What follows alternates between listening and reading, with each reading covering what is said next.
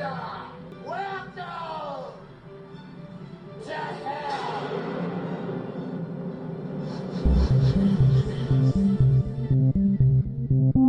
What's your favorite scary movie?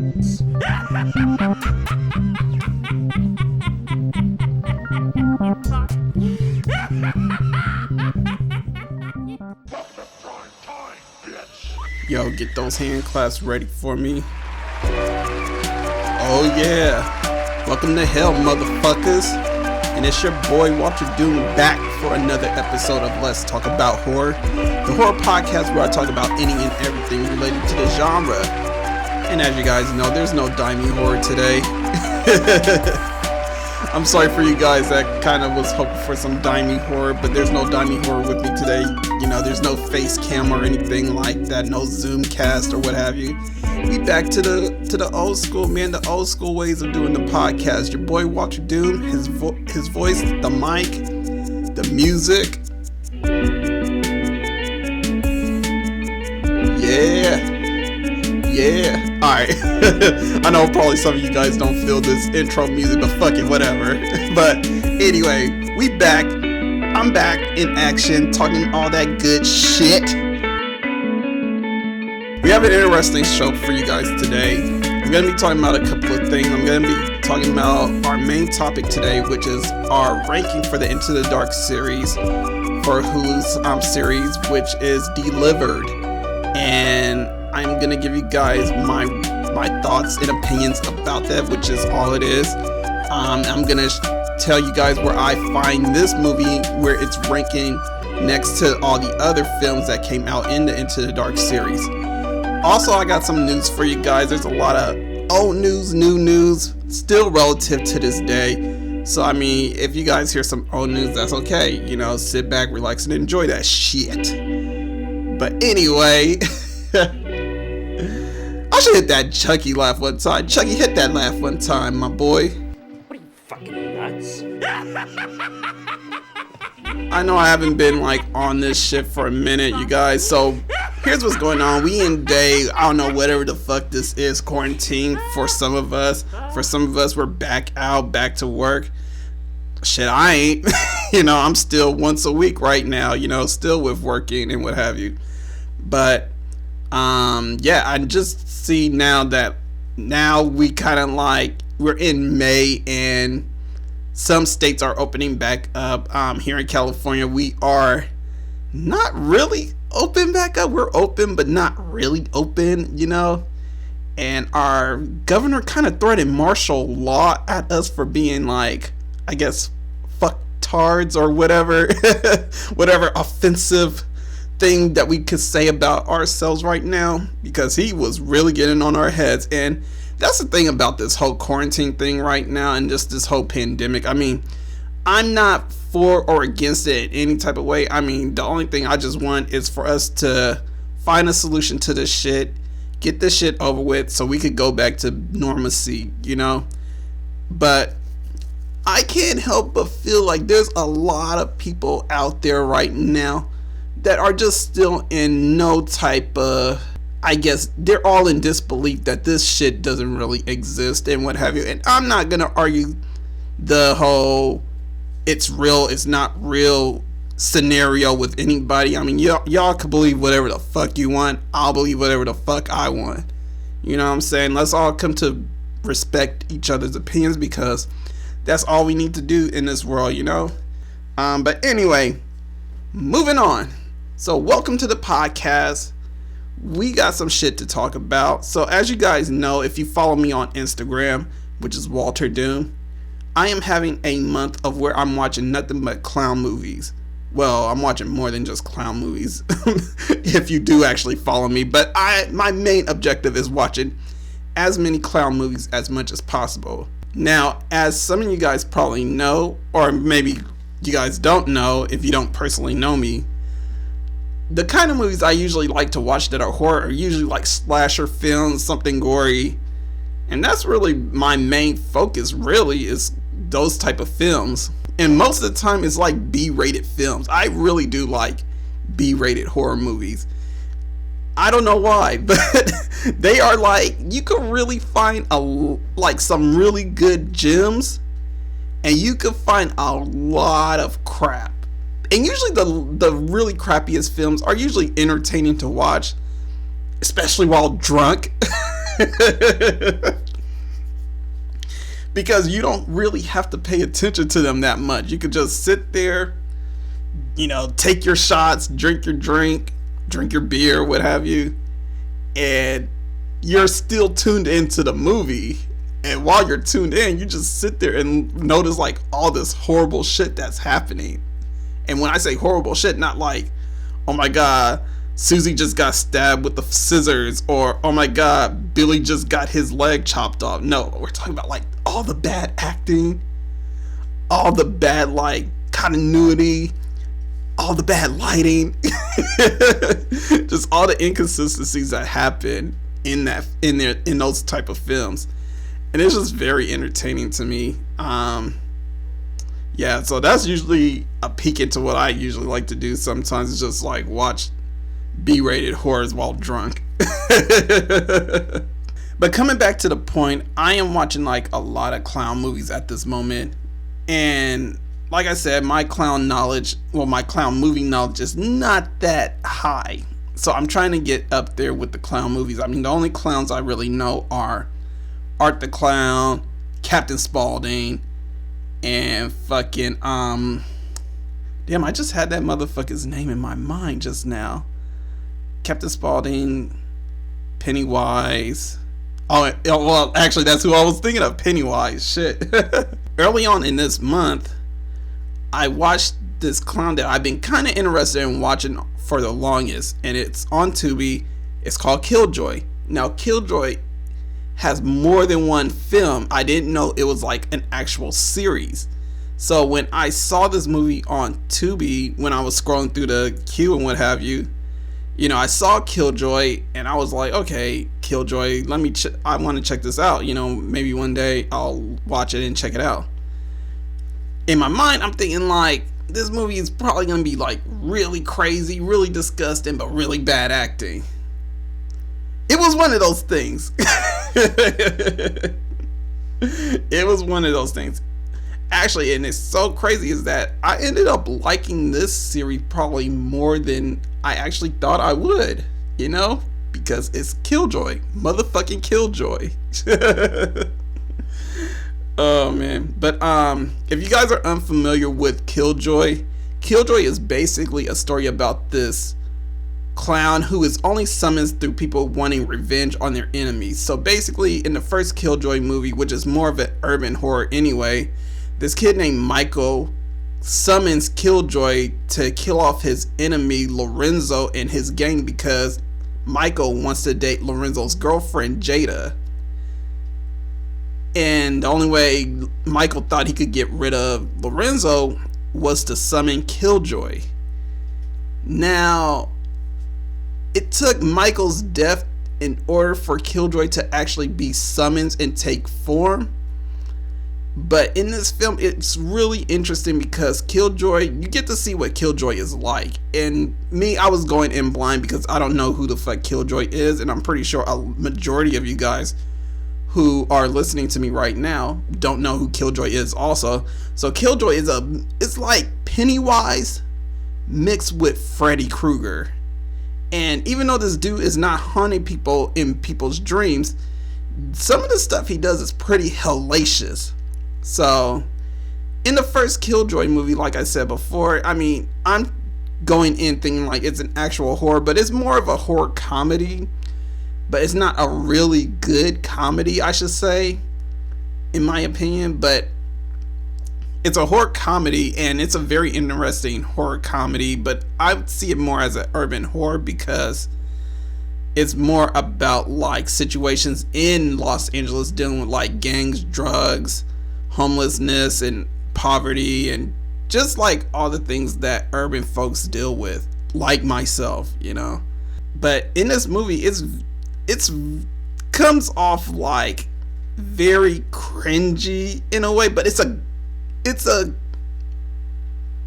so cringe. Like it's like you could like the cringe because you know if you were born, well, if you're like lived through the year 2000, like in the years between 1998 to maybe 2000 and I want to say 5 maybe, if you were around during that Cash Money era where bling bling was like the biggest thing, back that ass up by Juvenile, Snoop Dogg when he used to say for shizzle a lot, or you know, No Limit, and the No Limit Soldiers was running loose. And actually, I mean, if anybody is like born in the year 2008 listening to this shit, a lot of this shit is going over your heads. But for us old urban folks, because I'm pretty sure some of my Caucasian brethren wouldn't understand what I just said a minute ago, unless they actually listen to that shit, you know. But yeah, like basically during the bling era, there was a lot of like, I guess, terminology being used, and the same terminology that was being used in that bling era is being used in this movie also. So I'm pretty sure if you watched this movie in the year 2000, you actually found more relevance to it, whereas if you're watching it right now in 2020, you might feel a little lost, or you might just be a little bewildered why they are saying stuff like homie or like pussy, and just like emphasizing certain words that shouldn't be emphasized. Yeah, because like in one scene, and this is in the first Killjoy, this is at the end of it, after they actually defeat Killjoy, Jada, she's hooked up with this new boyfriend named Jamal that she just, you know, has class with, but she's now fucking him. And this is at the end of the movie, by the way, which I mentioned before earlier. He's going down on her, and as he comes up, he switches into Killjoy, and as she is screaming, Killjoy is going, that's some good pussy. And it's very cringy. I'm just like, why did they put this in the film? But overall, I do like the idea of the first Killjoy movie. It really does resonate well as like a really good urban horror, like I mentioned before. I mean, it's almost reminiscent of like watching Bones. Bones also wasn't that good to me per se, but I do like the story that was being portrayed in Bones. Now, what I felt like what could have been better with Bones is if they actually locked down on an actual, I guess, what is Snoop Dogg, because I felt like Snoop Dogg was in between like being a demon, being a ghost, or being a vampire. I don't know what the fuck Snoop Dogg was supposed to be in Bones. I could have swore when I was young they were supposed to make him a vampire, but after watching the film, I was perplexed. I was like, what is Snoop Dogg supposed to be? Because he has all these demon-like powers, but he doesn't look like a demon at all, and he's not a zombie. He's not, like, what is he supposed to be? But yeah, just like Bones, the first two Killjoys, I would have to say, have a lot of potential as being a really good urban horror, because there are actually 6 Killjoy movies, but the 6th one is more of a compilation film. But after like the first 2 Killjoy movies, they kind of venture off into more of a comedy horror aspect more than anything. The thing that's good about the last 3 Killjoy movies, which I do still appreciate equally to the like earlier 2, is that in this third one, well, in the 3rd to 5th one, since Killjoy is now established to like maybe like a small community of people who actually watched his movies, well, the first 2 movies, they know kind of like what to expect. So in a way, they kind of rebranded Killjoy like in the 3rd film. So instead of making him a lot cringy like he was in the first film, and in the second film he wasn't as cringy as he was in the first film, but they did change actors in the second film, and Trent Haga is the one that plays Killjoy from the second one to the fifth one.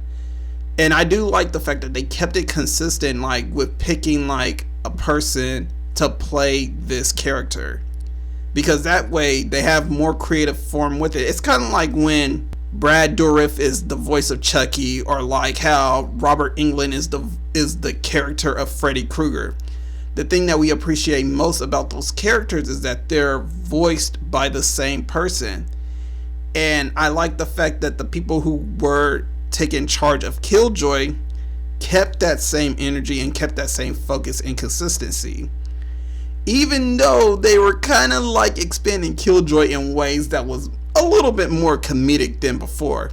Now, in the first two Killjoy movies, I mean, yeah, he does kill his victims very comedically, but he kills them in the most gruesome way possible. So like in the first film, he runs over one of Lorenzo gang members with an ice cream truck. He gives another gang member a blunt to smoke, and that blunt ends up burning that guy on fire instead of burning the blunt. In the second film, Killjoy causes one of the characters in the film to fall on a water spout, because the whole event in the story is taking place in like some woods that they're stuck in, and these are like delinquents on top of that. So, and that's what I'm saying, like it was very relative and interesting to like more urban people than like more of like a mainstream audience, because in the second film they had like these delinquents who were coming from like broken homes and what have you, or like gang infested homes. They're from the inner city of Los Angeles. They're going out into the woods to do this whole police programming and what have you, but they don't know what the fuck to do. So they end up getting stuck in the woods with these two officers who are also urban, and they pretty much trying to find like some way to get home, because they got no cell phone service or anything like that, because broke folks don't. This is 2002, by the way. Broke folks couldn't like get service like that, you know, when you had the cheap phones. And they're like, and they come in contact with like this hillbilly who is also the director and writer for this film, for Killjoy 2.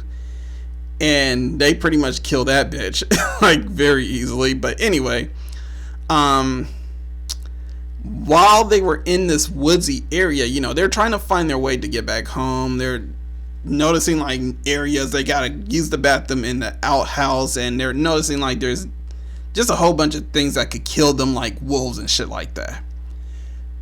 This one character who seemed like he didn't belong with these delinquents, but he was just probably at the wrong place at the wrong time. Typical story. Anyway, he's going to get some water. He gets this water from this water spout that's out in the woods area that's close by to the house that they were like holding shelter in, because the person that was living in that house was a voodoo priestess, and she didn't have a phone at all. So they were just staying safe over at the house, claiming sanctuary and shit like that.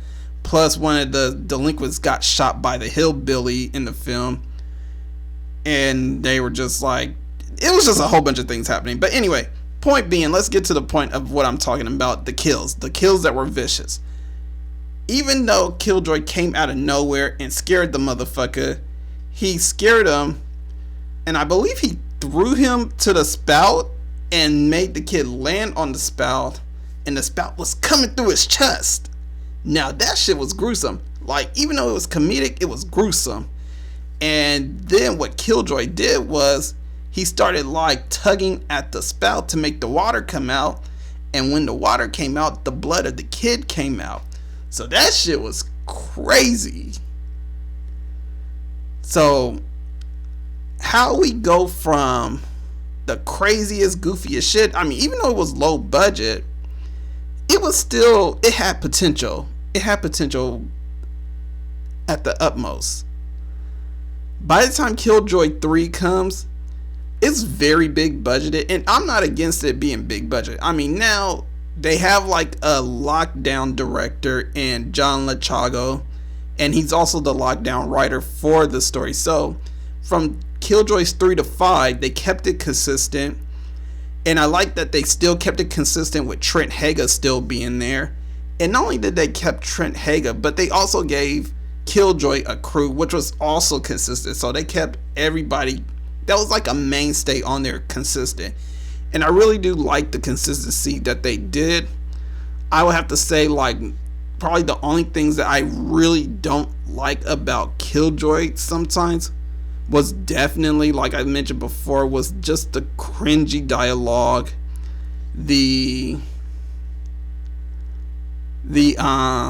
just like kind of like the inconsistency with the character itself.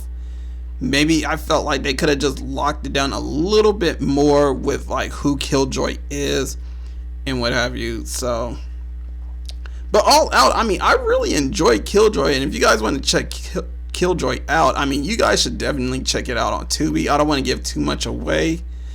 I know there's spoilers in this show, but you guys gotta really check it out. I mean, if you guys are into like low budget horror clown movies, definitely check out Killjoy. But anyway, let's move on to the news right now. What's your favorite scary movie? As you guys know, there's a bit of news that came out for a while, and just a couple of news reports I want to touch on real quick. So as you guys know, if you guys been keeping up with Scream 5 and their news, we finally got word that Neve Campbell has been confirmed to be part of the new Scream 5. I don't know if anybody's shocked about that, because I know I'm not. But not only is she confirmed, but David Arquette is confirmed. And surprisingly, Matthew Lillard, who played Stu, is confirmed also. Now, to me, I'm pretty sure he was definitively dead, if that doesn't really like make my memory kind of hazy, you know what I'm saying? You know, I could have sworn like in the first Scream that dude was definitively dead by a TV being dropped on his ass. I'm just saying. But yeah, as you guys know, or some of you guys probably don't know, I talked about this maybe a few podcasts back, but that's Spyglass Entertainment. They bought out the rights of the Wes Craven series of Scream, and they are now remaking the series itself. Well, they're not remaking, but they're rebooting, I should say. I'm sorry, I'm saying remake, but they're actually rebooting the series. They have been planning this movie out for quite some time, and they have actually been trying to give news about the series for quite a while, but they haven't really been locking down any updated actors or anything like that. The core group sounds like they're pretty much going to be part of it. So pretty soon, I'm sure we're gonna hear about Courtney Arquette is gonna be part of the film also soon enough, because it's not gonna make sense if she's not part of it. You know what I'm saying? Maybe one of them actually finally dies. Who knows? I don't know. But supposedly for this film, it's supposed to be a reboot, and what's going to happen in this reboot, they're trying to have like future showrunners of this film while also honoring Wes Craven's legacy and everything. And I guess according to Matthew Lillard, he said that the only reason why Neve Campbell agreed to this is it probably sounds right. Like, this movie would not be anything that she would agree on unless it was done right. So if she's jumping on board on this film, it must be a hell of a good script that they got out right now for her to agree to this. But yeah, she's gonna be part of it. They're gonna try and get like actors, kind of like Scream 4, where they had like a bunch of up and coming actors join in on this new Scream 5, and not much of the story or premise is really known about this film right now, because right now all the studios is pretty much locked down because of COVID. So because of that, no one really knows what's going on with Scream 5, like details about the story or anything like that at the moment, but I'm pretty sure something will come up soon. But I can't help but feel like with this film that's supposed to be coming out, which I do believe is probably going to come out like sometime next year, it has a lot of Scream 4 vibes to me, and I really do like Scream 4. I did like the fact that they had actresses like Emma Watson, not Emma Watson, the fuck am I saying? Emma Roberts, Rory Culkin, Hayden Panettiere, Sinead Grimes, even though she was in there like for like a few minutes. She getting killed and shit like that. Oh man, I like, funny thing, when I watched Scream 4 for the first time, that was the first person I fucking noticed was Sinead Grimes. I didn't even know Emma Roberts was even in the film for years. Like, to be honest, like, it's so funny. And I'm really am a fan of Emma Roberts, you know, especially with her being on Scream Queens and American Horror Story. I really do like her work, but I did not fucking realize she was in Scream 4 until like maybe last year probably. And I was like, wait a minute, that's Emma Roberts? My dumbass. But yeah, I can't help but feel like this has some Scream 4 vibes, and if they do have some Scream 4 vibes going on with this film, it should be a definite good film. So I can't wait till this comes out. They're supposed to be shooting in North Carolina pretty soon, sometime in the summer, hopefully when all this shit calms down, when we get out of quarantine and Big Brother lets us out of the house. But yeah, I can't wait till that happens. But moving on to the next story, so going from something more upbeat to something a little bit more morose for some of us. If you guys don't know, Don Mancini's co-writer for the first Child's Play film, John Luffia, he died from a suicide at the age of 63. This news report has been out for like maybe a couple of weeks, and the only reason why I'm talking about this is just more about mental health awareness, because it just goes to show you like mental health really is a big issue, and just psychological problems like depression, you know, stuff, and other related illnesses like that is definitely like something that shouldn't really be taken lightly, you know. I mean, it's like, how many of our great artists are we going to lose from something like this? I mean, we lost Chester Bennington, we lost Robin Williams. I mean, God, man, I remember when I heard about Robin Williams taking his life, and that's literally the last person you would ever think would be like depressed or hurt or anything like that, or just dealing with like psychological issues. But yeah, just goes to show you like without like a strong team, I mean, I feel like there needs to be a strong team behind people like that, you know. I mean, I myself have struggled through depression. I mean, I still struggle through it to this day, you know. But you know, with like a strong foundation of like people and friends, well, not people, but more like friends and family, you know, that kind of help me get through some of this shit sometimes. But you know, even with like just a strong foundation, I feel like some people should be kind of like a little more sensitive or a little bit more patient about, you know, people who are in that type of situation or in that type of position, because everything they're dealing with is not just like it's not shallow. It's nothing shallow. I mean, it's literally like nothing that they can control, you know. I mean, it's all just like really just imbalances and just, you know, feelings that they can't really shake and all that. And I mean, I myself, I deal with days where I just don't feel like anything is worth it, or just like I just feel alone and what have you. And especially with this pandemic right now, I mean, it's kind of hard on a lot of people, and it's been hard on me also. I mean, sometimes there's days where my own depression is just hitting real hard, and I just don't feel like the best Walterdoom I could be at the moment.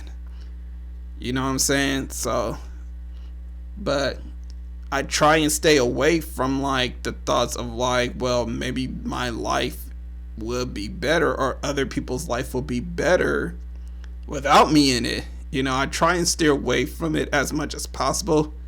But it's like those thoughts are just thoughts that are sometimes hard to get through. And I feel like there are some people out there who don't really take this as serious as they should. And they just see it as a fleeting emotion or just like an emotion that's just like I mentioned, shallow and just like in the moment. It's just like, oh, well, you're just sad about this. You're being a big baby, blah, blah, this and the other. I mean, I know a couple of people who really don't think depression is a real psychological problem. And it really is, you know. And sad about it is like the worst thing about depression, especially for the black community. I mean, I don't know how relative it is for 2020, but when I was young, you couldn't be black and depressed at the same time. It was very frowned upon.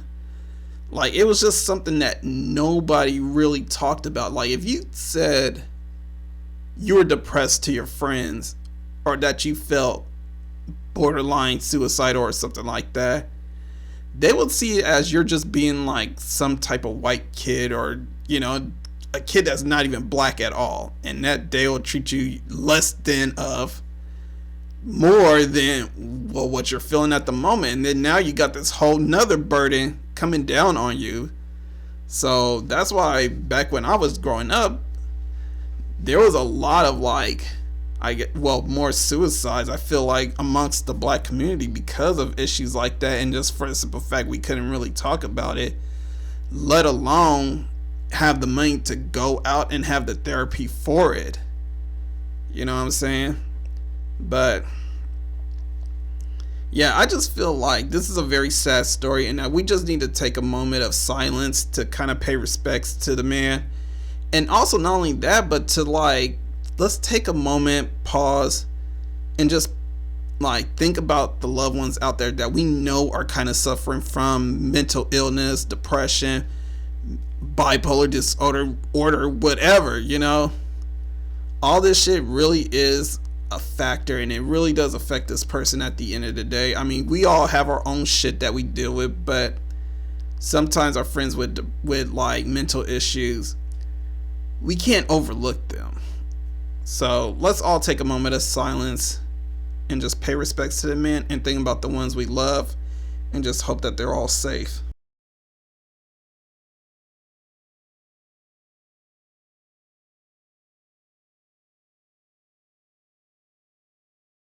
Alright, so now that we did that, moving on to our next story, we're going to talk about Olivia Wilde's new psychological thriller that she's planning on making, and she really does have an all-star cast. So if you guys don't know, Olivia Wilde's creating this new psychological thriller called Don't Worry Darling, and it is starring Florence Pugh, who was on Midsummer, who was the lead. She played Danny. And this movie is being led by an all-star cast of like, well, Pugh, Shia LaBeouf, Chris Pine, Olivia Wilde is also starring in it. And they just picked up Dakota Johnson, who plays Susie in Suspiria remake. And I can't help but feel like this is going to be a very interesting movie. I feel like it has a lot of like The Witch minus the whole old English shit that's going on. But this movie is gonna be like set in the 1950s in a California desert, and this movie is based on like a housewife who is discovering some kind of like truth to her seemingly perfect life. Now, I don't know what this truth that she's discovering, but it sounds like some crazy shit. I mean, the premise already got me sold. So, yeah, I mean, this sounds like a really interesting film that's going to be made. I'm pretty sure this is coming out sometime next year. I did not watch Olivia Wilde's first film, which is Booksmart, because I don't give a fuck about no chick flick. Like, I don't care at all. I don't give a fuck about no chick flick. So I can't wait to really see this movie. Maybe if the trailers catches my attention, I'm gonna be like, oh shit, it's that one Olivia Wilde film. I can't wait to see this. Yeah, but this has like a lot of Scream vibes to it, like as far as like the casting, because Scream always has like an all-star cast. I mean, a lot of people have been in Scream and it's been like terrific. I mean, there's people that are like up and comers that, like I mentioned in Scream 4, that, you know, we saw but may have not noticed, and we notice them now if we rewatch the film. But back then, I mean, I'm speaking more for myself because my dumbass don't notice people like that. But yeah, there's a lot of people that I noticed that are now, you know, in the limelight now, but they weren't in the limelight then when that movie came out. But yeah, but not only just Scream 4 had a lot of people, but just all the Screams, period. I mean, they have Leah Shriver, they had Jamie Kennedy, fucking, I forgot that one dude, but he used to be on, I believe, One Tree Hill. And then they had another actor, he was on the show Sister. He was on the third film. They had Jay and Silent Bob also on the movie. And they had some other people that I can't really think of off top right now, because it's just so many people that was on there. Drew Barrymore, Sarah Michelle Gellar. I'm just saying, like, the list goes on and on. I mean, Scream is definitely the one-stop shop for, like, actors and all that if they want to be in a good horror film.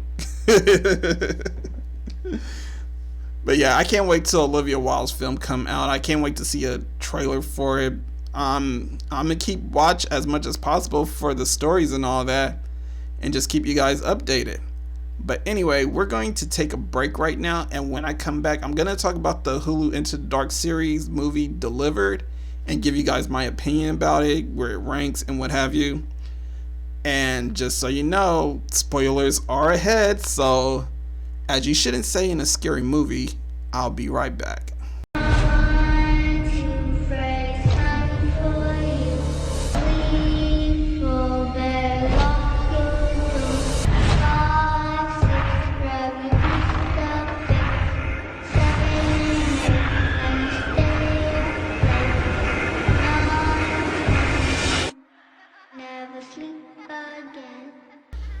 Alright, as you know, Hulu has been running their Into the Dark series for the past couple of years now.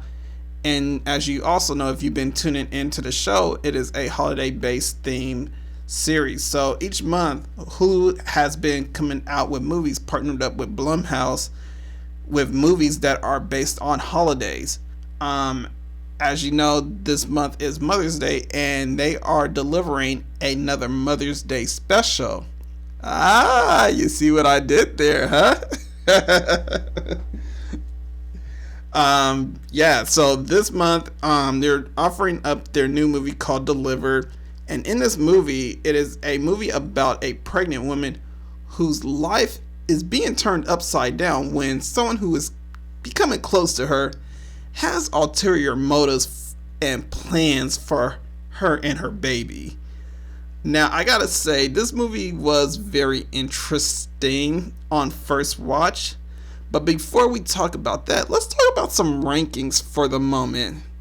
So, as you guys know, I've been ranking the films, especially since this new series has started. Well, the new season of the series has started. And right now, this will be their 8th film that has come out for the series. So right now the rankings are looking like this. So here's the movies and their scores. So in first place right now is My Valentine with the score of 4. I was about to say first. Pilgrim comes up next with a score of 3.63. Nasty Piece of Work comes in with a score of 3.25. Crawlers, which is the St. Patty's Day movie, has a score of 2.86. Puka Lives, which comes at a score of 2.75. That's the April Fool's movie, which was not much of a April Fool's, but fooling me to thinking that it was even a movie. That was corny as shit, but I'll keep that. Coming in at number 6 is Uncanny Annie, which is the Halloween movie with a score of 2.25, and Midnight Kiss, which is the New Year's Eve movie, comes in with a score of 2. Now with this new film, I gotta say it has a couple of movies that is very relative to.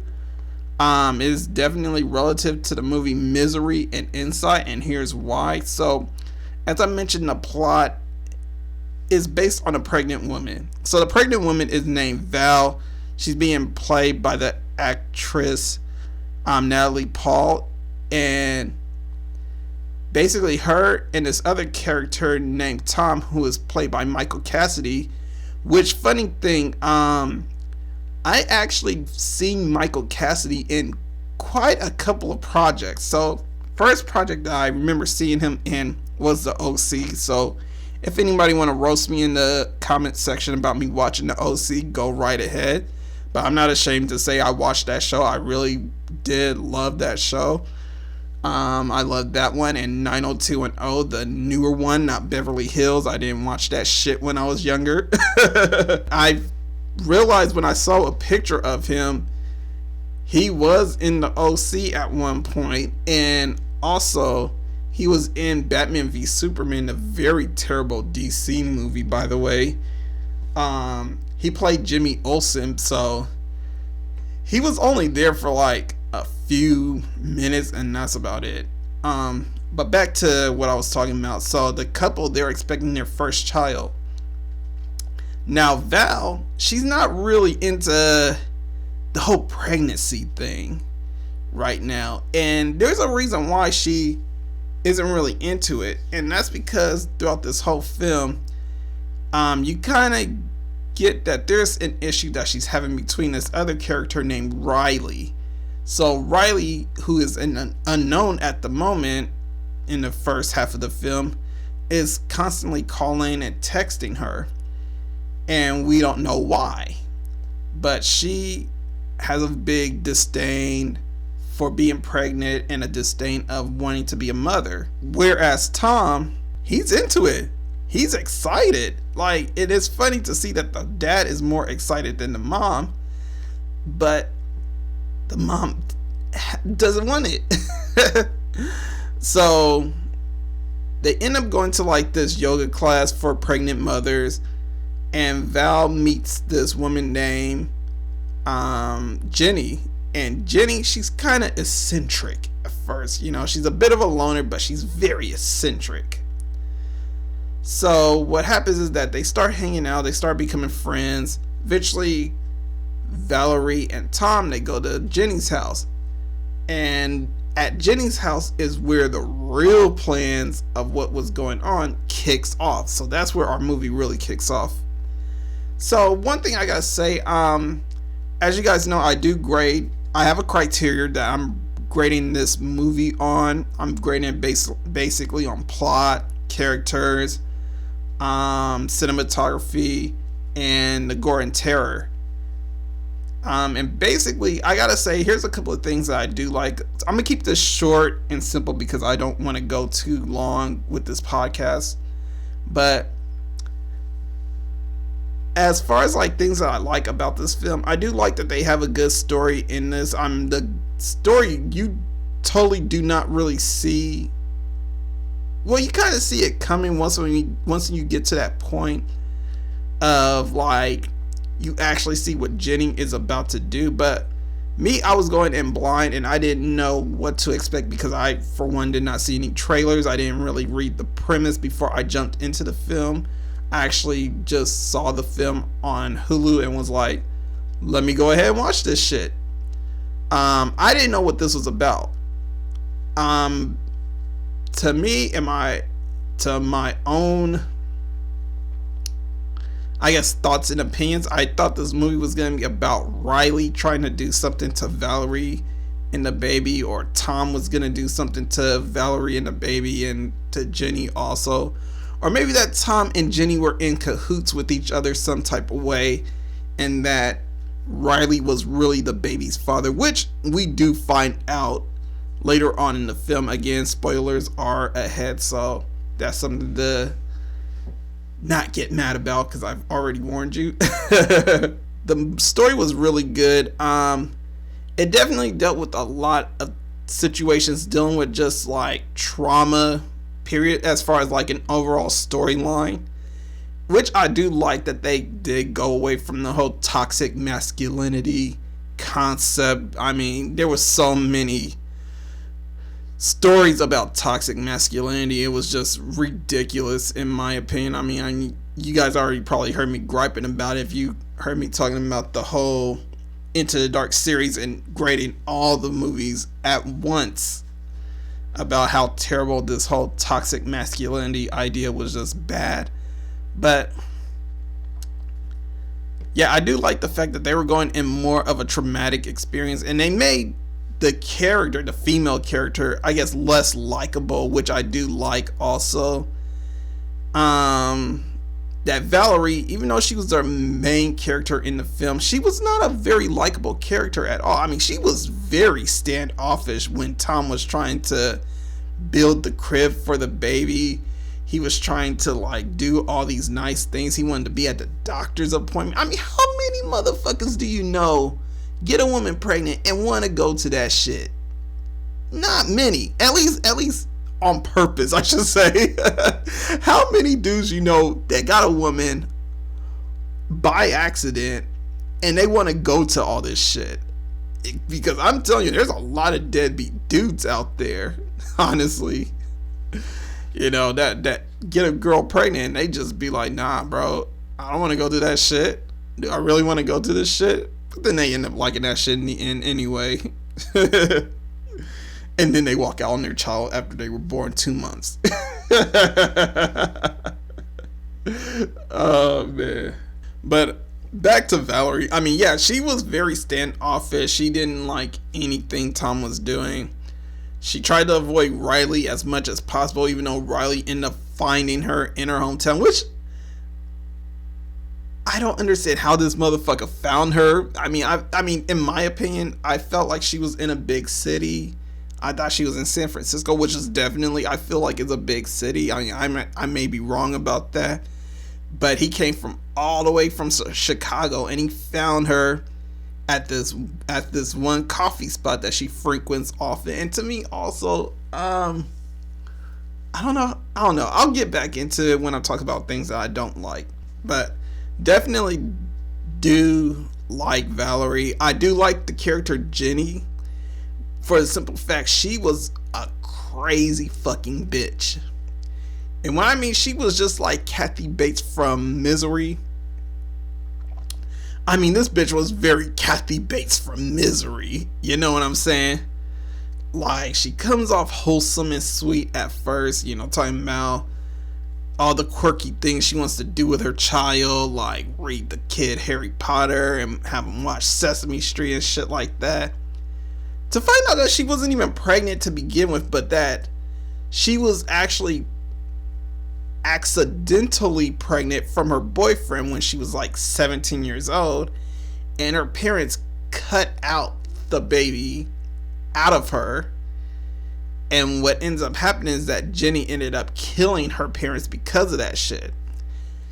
Now, and this goes back to what I was talking about as far as trauma also, is that they do kind of like give you this whole line about traumatic experiences and how like they affect you. So like how Valerie's, I guess, traumatic experience would be like she fucked the wrong dude and she got pregnant by him, and she doesn't know what will happen to her and her baby if her husband Tom found out what was going on, which is true. That would be any woman's dilemma. And we're on the other side of the spectrum of where Jenny, who actually wanted to keep her child, was forced to give up her child, and it was forcibly surgically removed from her in the most fucked up way possible. So it was definitely both like a really interesting concept and dynamic that was brought into the film.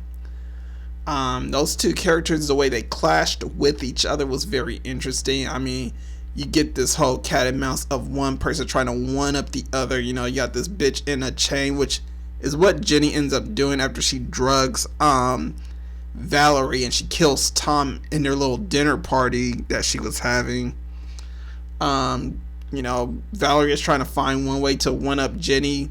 Jenny is trying to be a step ahead of Valerie as much as possible, including like the whole idea and concept of that.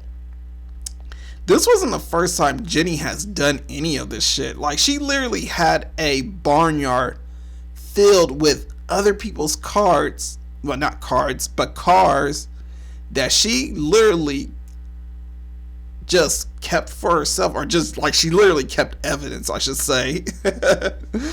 You know, and I don't know how anybody hasn't like came to her barn house and was like, hey, can we check your barn house? Or even ask questions like, why do you have so many cars in your barn house? You know, but yeah, it's a very interesting dynamic. Or even like the fact that also that she had like a collection of cards that kind of like had little notes about like the soon to be mothers, and just basically like what they like, what they dislike, and what she got from their attitudes, and kind of like kept note about it. And one of the things that she kept note about Valerie when Valerie found the card was that Valerie didn't want to be a mother. So yeah, I mean, that's just some of the things that I really do like to kind of sum it up. The violence in this movie was just stupendous. It was actually some of the best shit ever. And as you guys always hear me gripe about how like the Into the Dark series never kills off their characters or some of the characters in the film, this film actually does that. They kill a lot of people off this shit. A lot of motherfuckers die. I mean, just like fucking Tom getting killed. When Riley comes to Valerie's rescue, this dude gets killed also after he tells her like, hey, I'm gonna be there for you and the baby. Well, their baby. And Jenny overhears that shit. I mean, this shit was insane. And just like the big climax of like Jenny's death in the end, which I'm not gonna spoil about it, and just like a couple of other deaths that were just like, whoa, I didn't see that shit coming.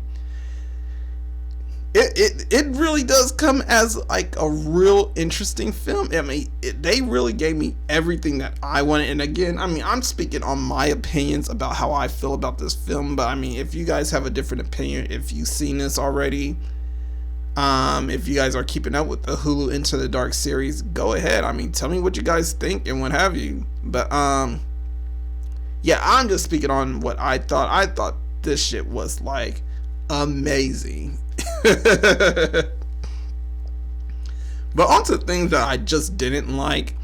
I mean, I did not like certain events that kind of moved the story along, and that was mainly dealing with more of Riley being a character in the film. And it just comes off that now, I mean, even though they did give him a solid story and a role in the film, which is actually Valerie's real baby daddy, I just don't like the fact that his role in this whole film was to get Valerie out of the chains and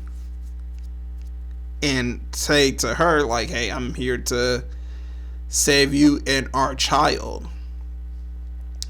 Like, a lot of things just did not fit for me, as I should say, because again, like I said, they are in a city. I thought they were in a big city. He ends up finding her in this city and in this coffee shop that she, like I said, frequents a lot. And to me, I wonder, like, okay, is this the only coffee shop that they have in town to where he could find her? And also, he found her yoga studio. Well, not her studio, but the yoga studio that she goes to. And I'm just like, okay, is that the only yoga studio for mothers in town? Like, how does he find that shit too? And then he finds her fucking house. How the fuck did he find her house? How the fuck did he get the address? Somebody explain that shit to me. How the fuck does he get the address? She is avoiding him as much as possible. She's doing everything in her power to avoid him. But somehow he gets her address and knows where she lives. Then only that, she has a fucking spare key at the house. Now, to my knowledge, I thought they were living in an apartment, but I guess they're not living in an apartment. They're living in a house. And somehow, some way, they have a key, a spare key for that house. Now, to me, I'm wondering what kind of neighborhood are they living in, because they never really established that. I mean, it was just a lack of establishment on certain things, which I felt like they should have done. And to me, I'm just like, okay, they didn't establish to us that they were living in a house, and they did not establish to us what kind of neighborhood they were living in for this motherfucker to get a key that's a spare key on top of that, that's under their mat. He gets that shit, opens up the house, go inside, and then here's where the biggest shit that got on my nerves. The motherfucking calendar. They had a motherfucking calendar with the day that they were going to Jenny's house and the address. Now, to me, when we're in 2020, we're planning shit. I don't need a fucking calendar to write down someone's address. All I need is my phone. All I need is Google Maps and maybe a text message from your ass. And that's about it. Maybe a note, and I'll put it in my notepad on my phone. But what the fuck? And I would say, like, you know, they're so old that, you know, they probably do shit like that still, but they don't look no older than I am. So I don't get why the fuck that happened. Again, it just felt like the shit happening for the sake of shit happening to push along the story. I just felt like it was dumb. It was definitely a dumb storyline to kind of put in and just be like, hey, well, in order for her to get saved, we're going to have her get saved by her real baby daddy. So we could kind of slip in like, hey, surprise motherfuckers, look who's really the baby daddy. And it kind of makes sense also why Valerie was so disdained about her child, because, I mean, wouldn't anybody be disdained about the wrong motherfucker being the real father, and it's not the dude that you were expecting, you know? But it was definitely, I would have to say, probably the most hated part of the movie for me. I mean, there's also probably like little small parts dealing with like more of the actress who plays Valerie, and just like how sometimes I just didn't like how like she delivered her lines and what have you. But beyond all that, I mean, there was nothing else I could really say I disliked. But in the end, this movie ends with a grade of a 3. So on the scale of my rankings, it comes in at number 4. So right now it's in between Nasty Piece of Work, which is at number 3, and in Crawlers, which is at number 5, moving that down. So yeah, I mean, that's just my thoughts. So there's nothing else that I could really add about this. I can't wait till next month's Into the Dark series. It's supposed to be a Cujo-like movie that's supposed to be coming out. I can't wait till that is available to stream. But yeah, other than that, I mean, I guess we'll just get into the outro right now of this. As you guys know, I mean, we're still under this quarantine thing. I mean, I still feel for a lot of you guys out there who are either dealing with homelessness, dealing with struggling with paying rent or bills. I mean, I am also. I mean, I'm not getting paid for this shit. This shit is for the love of the culture and all that. You know what I'm saying? So yeah, I mean, we all just gotta stay strong right now in these difficult times and what have you. If you guys are out there are one of those first responders, I mean, I hope you guys are doing well also. I mean, much power to you guys. You guys are doing a wonderful job trying to keep everybody safe and just trying to keep and maintain order, you know, as much as possible. I mean, although we're dealing with like a lot of deaths and what have you, and a lot of ignorant people out there who don't believe this shit is real, I mean, you guys are still doing the damn thing, just handling it, you know what I'm saying? But beyond all that, if you guys have any other questions, thoughts, just go ahead, put it in the comments section. You know what I'm saying? I'm always down to talk. I'm always down to getting a little trading of the minds and all that. You know what I'm saying? But if you guys want to follow me on any of my social medias, Instagram is Walterdoom. Twitter is Walterdoom1. And if you guys are listening to me on either YouTube or Spotify, well, it's still Walterdoom on either of those platforms. And I am out. So this is Walterdoom for another episode of Let's Talk About Horror. This is America. Don't let them catch you slipping now. Peace.